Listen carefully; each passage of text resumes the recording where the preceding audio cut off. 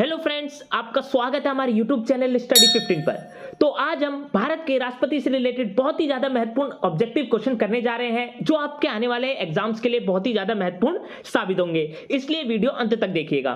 इससे पहले हमने टॉप 50 क्वेश्चंस इस टॉपिक से रिलेटेड कर दिए हैं। अगर वो वीडियो आपने नहीं देखी तो मैंने डिस्क्रिप्शन में लिंक दे रखा है, जाकर सबसे पहले उस वीडियो को देखिए। तो चलिए शुरुआत करते हैं आज के पहले क्वेश्चन के साथ। तो आज का पहला क्वेश्चन है, राष्ट्रपति के चुनाव के संबंध में उठने वाले सभी संदेह व विवादों की जांच पड़ताल व निर्णय किसके द्वारा किए जाते हैं? Important question exam point of view से।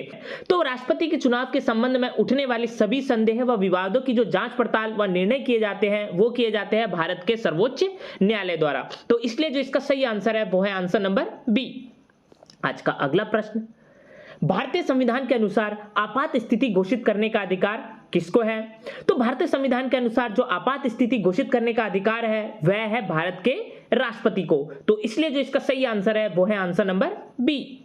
आज का अगला प्रश्न, राष्ट्रपति निम्नलिखित में से किस कोष से किसी अप्रत्याशित खर्च के लिए धन दे सकते हैं? Important question exam point of view से कि राष्ट्रपति निम्नलिखित में से किस कोष से किसी अप्रत्याशित खर्च के लिए धन दे सकते हैं? तो राष्ट्रपति इसमें से जो आकस्मिक निधि होती है इसी कोष में से किसी भी अप्रत्याशित खर्च के लिए धन दे सकते हैं। तो इसलिए जो इसका सही आंसर है वो है आंसर नंबर डी। आज का अगला प्रश्न, निम्नलिखित में से कौन राष्ट्रीय विकास परिषद का सदस्य नहीं है? तो इसमें से जो राष्ट्रीय विकास परिषद का सदस्य नहीं है वो है भारत के राष्ट्रपति। तो इसलिए जो इसका सही आंसर है वो है आंसर नंबर डी।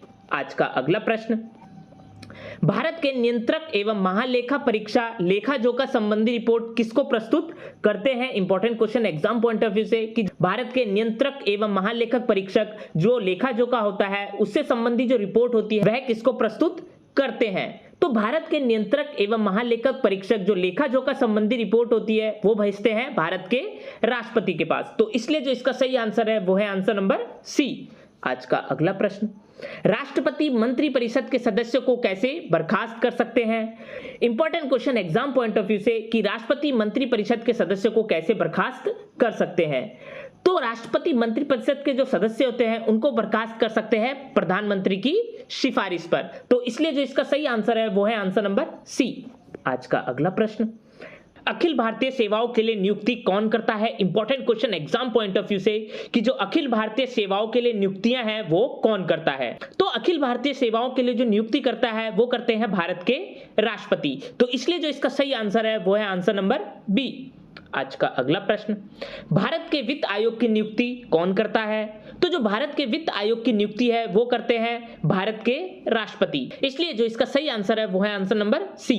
आज का अगला प्रश्न, भारतीय संविधान में राष्ट्रपति के चुनाव की प्रणाली किस देश से ली गई है? Important question exam point of view से कि भारतीय संविधान में जो राष्ट्रपति के चुनाव की प्रणाली है वह किस देश से ली गई है?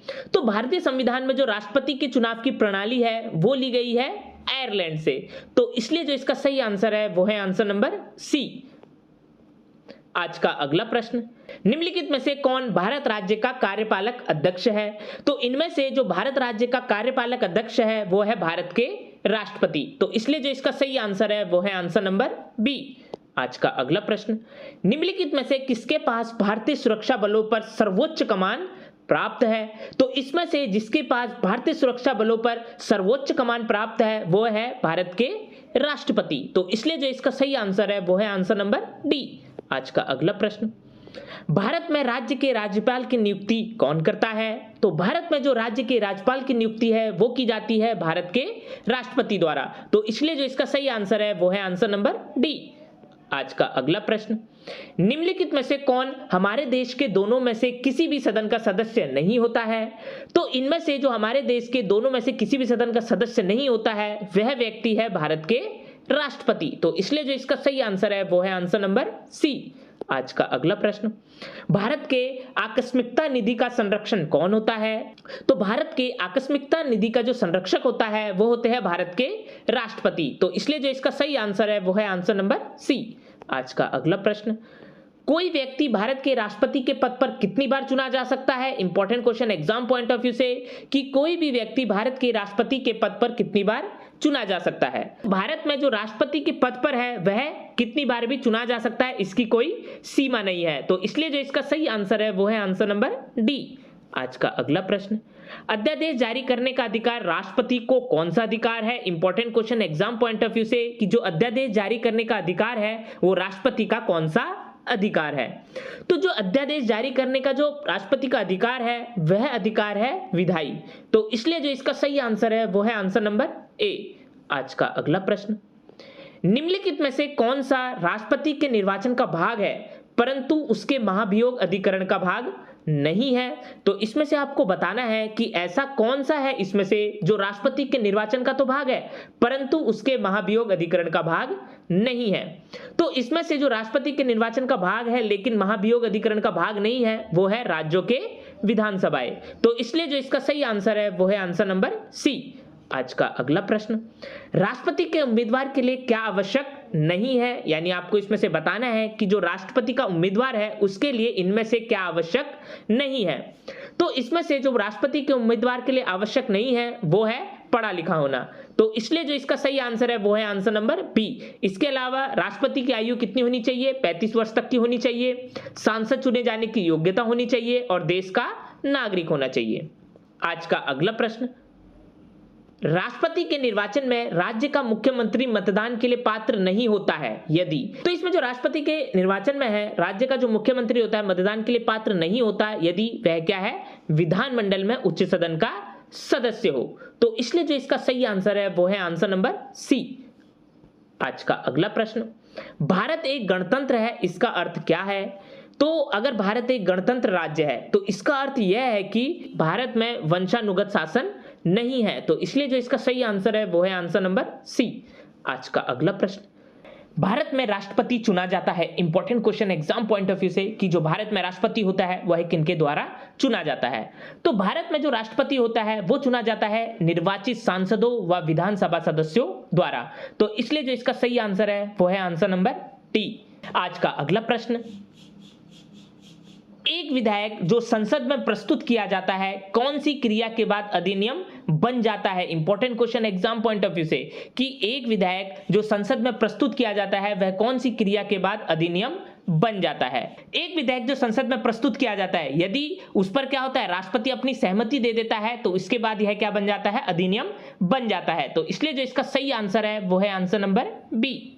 आज का अगला प्रश्न, भारत के निम्नलिखित राष्ट्रपतियों में से कौन एक कुछ समय के लिए गुट निरपेक्ष आंदोलन के महासचिव भी थे? Important question exam point of view से, कि भारत के निम्नलिखित राष्ट्रपतियों में से कौन एक कुछ समय के लिए गुट निरपेक्ष आंदोलन के महासचिव भी थे?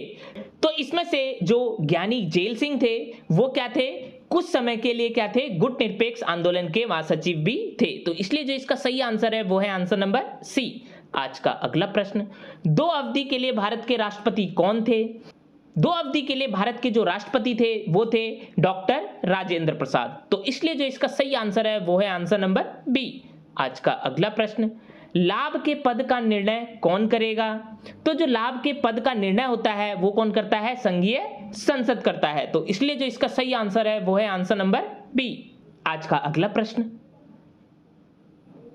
राष्ट्रपति द्वारा राष्ट्रीय आपात स्थिति की घोषणा किए जाने के बाद किस अवधि तक उसका अनुमोदन संसद के प्रत्येक सदन द्वारा हो जाना चाहिए? Important question exam point of view से, कि राष्ट्रपति द्वारा राष्ट्रीय आपात स्थिति की घोषणा किए जाने के बाद किस अवधि तक जो उसका अनुमोदन है संसद के प्रत्येक सदन द्वारा हो जाना चाहिए? तो राष्ट्रपति द्वारा राष्ट्रीय आपात स्थिति की घोषणा किए जाने के बाद यह क्या होना चाहिए?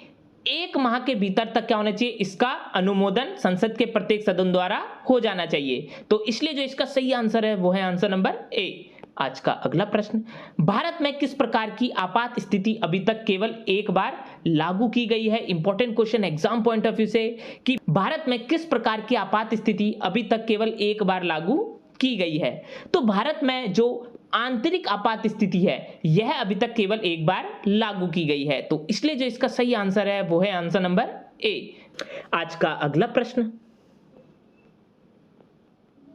निम्नलिखित में से ऐसी कौन सी आपात स्थिति है जिसकी घोषणा अभी तक भारत में नहीं की गई है? Important question exam point of view से कि इनमें से ऐसी कौन सी आपात स्थिति है जिसकी घोषणा अभी तक भारत में नहीं की गई है। तो इसमें से जो आपात स्थिति है जिसकी घोषणा अभी तक भारत में नहीं की गई है वो है वित्तीय आपात स्थिति। तो इसलिए जो इसका सही आंसर है वो है आंसर नंबर डी। आज का अगला प्रश्न, निम्नलिखित में से किसी भौगोलिक क्षेत्र को अनुसूचित क्षेत्र घोषित करने का संवैधानिक अधिकार किसको है? तो इसमें से भौगोलिक क्षेत्र को अनुसूचित क्षेत्र घोषित करने का जो संवैधानिक अधिकार है वह है भारत के राष्ट्रपति को। तो इसलिए जो इसका सही आंसर है वो है आंसर नंबर डी। आज का अगला प्रश्न, राष्ट्रपति लोकसभा का विघटन कर सकते हैं? Important question exam point of view से कि राष्ट्रपति लोकसभा का जो विघटन है वह किसकी सलाह पर कर सकते हैं? तो राष्ट्रपति जो लोकसभा का विघटन है वह कर सकते हैं प्रधानमंत्री की सलाह पर। तो इसलिए जो इसका सही आंसर है वो है आंसर नंबर ए। आज का अगला प्रश्न, इनमें से किसने भारतीय गणतंत्र के 12वें राष्ट्रपति के रूप में कार्य किया था? तो इसमें से जिसने भारतीय गणतंत्र के 12वें राष्ट्रपति के रूप में कार्य किया था वह थी भारत की प्रथम महिला राष्ट्रपति प्रतिभा देवी सिंह पाटिल। तो इसलिए जो इसका सही आंसर है वो है आंसर नंबर ए। आज का अगला प्रश्न, राष्ट्रपति द्वारा संसद के दोनों सदनों के लिए कुल कितने सदस्यों को नामित किया जाता है? Important question exam point of view से कि राष्ट्रपति द्वारा संसद के दोनों सदनों के लिए कुल कितने सदस्यों को नामित किया जाता है? तो राष्ट्रपति द्वारा संसद के दोनों सदनों के लिए कुल 14 जो सदस्य होते हैं वो नामित किए जा सकते हैं। तो इसलिए जो इसका सही आंसर है वो है आंसर नंबर डी। आज का अगला प्रश्न, केंद्र और राज्य के बीच केंद्रीय संसाधनों के निर्णय पर परामर्श करने के लिए राष्ट्रपति द्वारा किस निकाय का गठन किया जाता है? Important question exam point of view से कि केंद्र और राज्य के बीच केंद्रीय संसाधनों के निर्णय पर परामर्श करने के लिए राष्ट्रपति द्वारा किस निकाय का गठन किया जाता है? तो केंद्र और राज्य के बीच केंद्रीय संसाधनों के निर्णय पर परामर्श करने के लिए राष्ट्रपति द्वारा जो वित्त आयोग है उसका गठन किया जाता है। तो इसलिए जो इसका सही आंसर है वो है आंसर नंबर ए। आज का अगला प्रश्न, संघ लोक सेवा आयोग के सदस्यों की नियुक्ति किसके द्वारा की जाती है?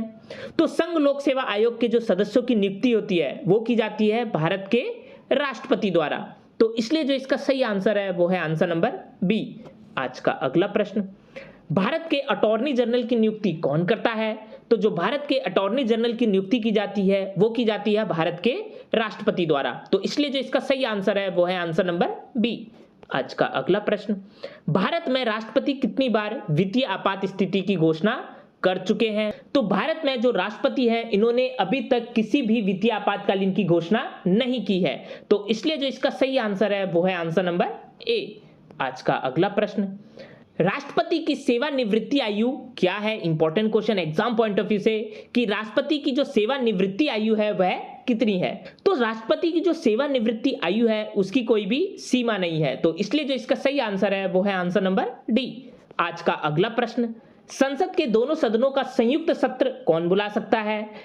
तो संसद के दोनों सदनों का जो संयुक्त सत्र है वह बुला सकते हैं भारत के राष्ट्रपति। तो इसलिए जो इसका सही आंसर है वो है आंसर नंबर ए। आज का अगला प्रश्न, वित्तीय आपात स्थिति घोषित की जा सकती है? Important question exam point of view से कि जो वित्तीय आपात स्थिति है वह कौन से अनुच्छेद द्वारा घोषित की जा सकती है? तो जो वित्तीय आपात स्थिति है वह घोषित की जा सकती है अनुच्छेद 360 लागू करके। तो इसलिए जो इसका सही आंसर है वो है आंसर नंबर ए। आज का अगला प्रश्न, राष्ट्रपति राज्यसभा के उन व्यक्तियों में से जो कला, साहित्य, सामाजिक सेवा आदि के क्षेत्र में ख्याति प्राप्त है, निम्नलिखित में से कितने व्यक्तियों का नामांकन कर सकते हैं? Most important question exam point of view से कि राष्ट्रपति राज्यसभा के उन व्यक्तियों में से जो कला, साहित्य, सामाजिक सेवा आदि के क्षेत्र में ख्याति प्राप्त है, तो निम्नलिखित में से कितने व्यक्तियों का वह नामांकन कर सकते हैं? तो जो भारत के राष्ट्रपति है वह क्या कर सकते हैं? 12 व्यक्तियों का नामांकन कर सकते हैं। तो इसलिए जो इसका सही आंसर है वो है आंसर नंबर सी। आज का अगला प्रश्न, राष्ट्रपति ने अब तक कितनी बार राष्ट्रीय आपातकाल की घोषणा की है? Important question exam point of view से कि जो राष्ट्रपति है उन्होंने अभी तक कितनी बार राष्ट्रीय आपातकाल की घोषणा की है? तो राष्ट्रपति ने अब तक 3 बार क्या है राष्ट्रीय आपातकाल की घोषणा की है। तो इसलिए जो इसका सही आंसर है वो है आंसर नंबर सी। आज का अगला प्रश्न, किस वर्ष में भारत के राष्ट्रपति ने आंतरिक अव्यवस्था के कारण आपात स्थिति लागू की थी? Important question exam point of view से कि किस वर्ष में भारत के राष्ट्रपति ने आंतरिक अव्यवस्था के कारण आपात स्थिति लागू की थी? तो भारत के राष्ट्रपति ने 1975 में आंतरिक अव्यवस्था के कारण क्या की थी? आपात स्थिति लागू की थी। तो इसलिए जो इसका सही आंसर है वो है आंसर नंबर डी।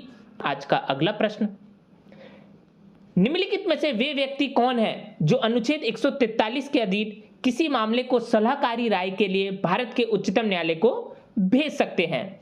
तो इसमें से वह व्यक्ति है भारत के राष्ट्रपति जो अनुच्छेद 143 के अधीन किसी भी मामले को सलाहकारी राय के लिए भारत के उच्चतम न्यायालय में भेज सकते हैं।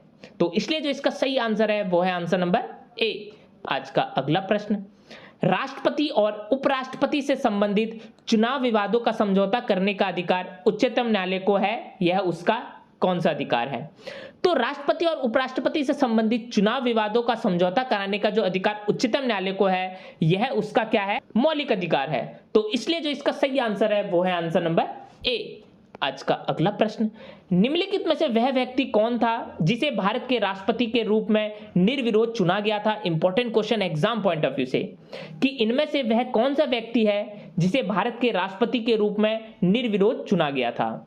तो इसमें से वह व्यक्ति थे डॉक्टर एन संजीव रेड्डी, जिन्हें भारत के राष्ट्रपति के रूप में निर्विरोध चुना गया था। तो इसलिए जो इसका सही आंसर है वो है आंसर नंबर डी। आज का अगला प्रश्न, राष्ट्रपति संविधान के किस अनुच्छेद के अंतर्गत राष्ट्रीय आपात स्थिति घोषित कर सकता है? Most important question exam point of view से कि राष्ट्रपति संविधान के किस अनुच्छेद के अंतर्गत राष्ट्रीय आपात स्थिति घोषित कर सकता है? तो जो राष्ट्रपति है वह संविधान के अनुच्छेद 352 के अंतर्गत राष्ट्रीय आपात स्थिति घोषित कर सकता है। तो इसलिए जो इसका सही आंसर है वो है आंसर नंबर ए। आज का अगला प्रश्न, संवैधानिक प्रणाली के असफल हो जाने पर किसी राज्य में राष्ट्रपति शासन संविधान की किस धारा के अंतर्गत लागू किया जाता है? Important question exam point of view से कि संविधान प्रणाली के असफल हो जाने पर किसी राज्य में राष्ट्रपति शासन संविधान की किस धारा के अंतर्गत लागू किया जाता है?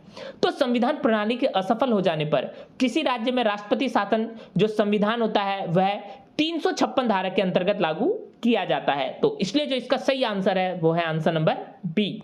आज का अगला प्रश्न, यदि राष्ट्रपति त्यागपत्र देना चाहे तो वह अपना त्यागपत्र किसे संबोधित करेगा? Important question exam point of view से कि यदि राष्ट्रपति त्यागपत्र देना चाहे तो वह अपना त्यागपत्र किसे संबोधित करेगा? यदि राष्ट्रपति त्यागपत्र देना चाहे तो वह अपना त्यागपत्र क्या है? उपराष्ट्रपति को देगा। तो इसलिए जो इसका सही आंसर है वो है आंसर नंबर सी।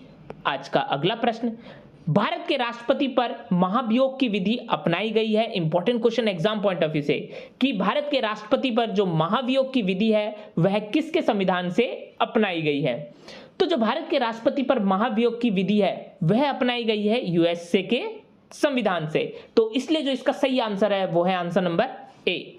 आज का अगला प्रश्न, राष्ट्रपति का अध्यादेश कितनी अवधि के लिए लागू रहता है? Important question exam point of view से कि जो राष्ट्रपति का अध्यादेश है वह कितनी अवधि के लिए लागू रहता है? तो जो राष्ट्रपति का अध्यादेश है वह क्या है? 6 महीने की अवधि तक लागू रहता है। तो इसलिए जो इसका सही आंसर है वो है आंसर नंबर बी। आज का अगला प्रश्न, भारत का पहला अराजनीतिक राष्ट्रपति कौन था? Important question exam point of view से कि भारत का जो पहला अराजनीतिक राष्ट्रपति था वो कौन था? तो भारत का जो पहला अराजनीतिक राष्ट्रपति थे वो थे डॉक्टर एपीजे अब्दुल कलाम। तो इसलिए जो इसका सही आंसर है वो है आंसर नंबर बी। तो ये थे आज के टॉप 50 क्वेश्चंस भारत के राष्ट्रपति से रिलेटेड। तो हमने क्या है टोटल 100 क्वेश्चंस कर लिए हैं भारत के राष्ट्रपति से रिलेटेड, जो आपके आने वाले एग्जाम्स के लिए बहुत ही ज्यादा इंपॉर्टेंट है। तो अगर ये वीडियो आपको अच्छी लगी तो जाकर हमारे चैनल को सब्सक्राइब करिए और लाइक के बटन को दबाना ना भूलिएगा।